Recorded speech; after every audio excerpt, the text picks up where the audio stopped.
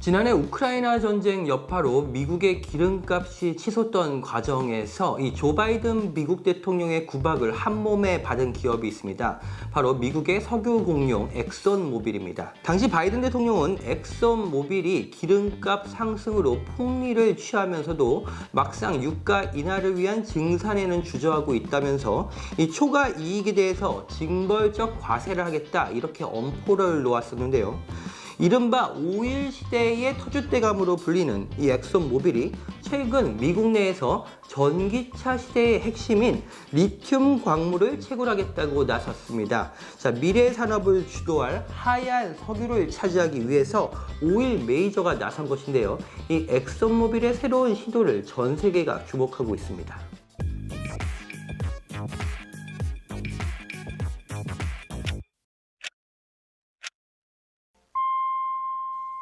안녕하세요. 서울경제신문 워싱턴 특파원 윤홍호입니다. 자, 이른바 빅 오일의 시대에서 빅 셔블의 시대로의 전환, 세계적인 에너지 석학 데니엘 예긴 S&P 글로벌 부회장이 한 진단입니다. 자, 저도 올해 초에 이분을 인터뷰할 기회가 있었는데요. 예긴 부회장은 전기차 시장의 규모가 커지면서 결국 전 세계적으로 광물 전쟁이 시작될 수밖에 없다고 진단했습니다. 전기차는 내연기관보다 배선이 많아 구리의 사용량이 월등하게 많고 또 이 배터리 제조를 위해서 리튬과 코발트의 채굴이 막대하게 필요하기 때문입니다. 그래서 예긴 부회장은 빅 셔블, 우리말로 치면 큰 삽, 즉 채굴의 시대가 열릴 것이다 이렇게 예견을 한 건데요. 거대한 석유 공룡 엑선모빌이 바로 그 큰 삽을 들었습니다. 자, 월스트리트저널에 따르면 엑선모빌은 최근 1억 달러 이상을 들여서 미국 아칸소주 남부에 있는 리튬 매장지를 매입했습니다. 여기에 400만 톤의 탄산화 리튬이 매장되어 있는 것으로 추산됩니다. 이거는 전기차 5천만 대한테 공급할 수 있는 리튬 공급량입니다. 엑선모빌의 이 같은 시도는 이 전기차 시대를 맞아서 전통의 석유회사가 이 사업 포트폴리오를 다변화하려는 것으로 보입니다. 데런 우즈 엑선모빌 CEO는 최근 이 CNBC와의 인터뷰에서 전 세계 전기차가 2017년 300만 대에서 2040년이면 4억 2천만 대까지 증가할 것으로 예상했습니다. 자, 이 수치는 이때쯤이면 사실상 모든 신차가 전기차로 출시된다 이런 얘기입니다. 자, 엑선모빌이 매입한 아칸소주 리튬 매장지는 이른바 소금물 호수라고 불리는 염호가 있는데요. 이 리튬 산업은 보통 리튬 정광을 채굴하거나 염호에서 리튬을 뽑아내는 공정, 이렇게 두 가지로 나뉘게 됩니다. 이 가운데 이 염호에서 리튬을 추출하는 작업이 이 석유 산업의 원유 시추 및 가공 작업과 굉장히 유사하다고 합니다. 바로 엑선모빌의 전공 분야인 셈입니다. 자, 엑선모빌의 움직임은 이 바이든 정부의 최근 광물 패권 전쟁과도 무관치 않아 보입니다.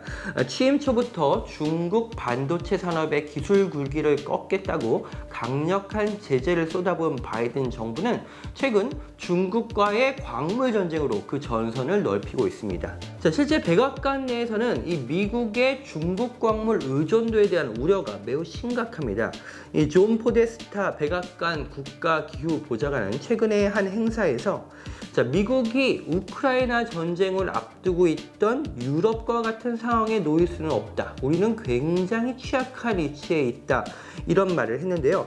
이 러시아의 천연가스를 굉장히 의존을 했고 그렇기 때문에 러시아 천연가스 공급 중단에 호되게 당했던 유럽의 상황과 지금 미국의 상황이 크게 다르지 않다고 본 겁니다. 뉴욕타임즈도 최근에 이 중국이 없는 세계가 전기차 배터리를 만들 수 있을까라는 기사에서 이 서구의 수십억 달러 최근 투자에도 불구하고 이 채굴, 기술자, 교육, 대규모 공장 건설 등에서 중국이 너무나 월등히 앞서 있기 때문에 이 서방 진영이 중국을 따라잡는데 수십 년이 걸릴 수 있다 이런 분석을 내놨습니다. 자, 미국은 그래서 지금 허겁지겁 핵심 광물 공급망 확보에 사활을 걸고 있습니다. 이 미국 내에서는 환경단체들의 반발을 무릅쓰고 이 광물 채굴을 장려하고 있는데요.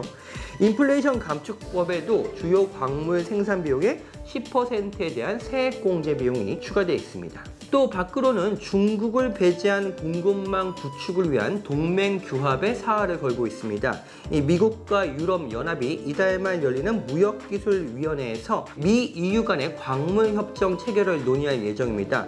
미국은 이 밖에도 일본, 호주, 캐나다 등 미국의 최우방들과 함께 이 광물 안보 협력을 강화하기 위해 굉장히 적극적으로 나서고 있습니다. 이런 일련의 흐름 속에서 미국을 대표하는 석유 메이저 엑슨모빌이 미국 내 리튬 채굴에 나섰다는 것이 주목할 만한 부분입니다.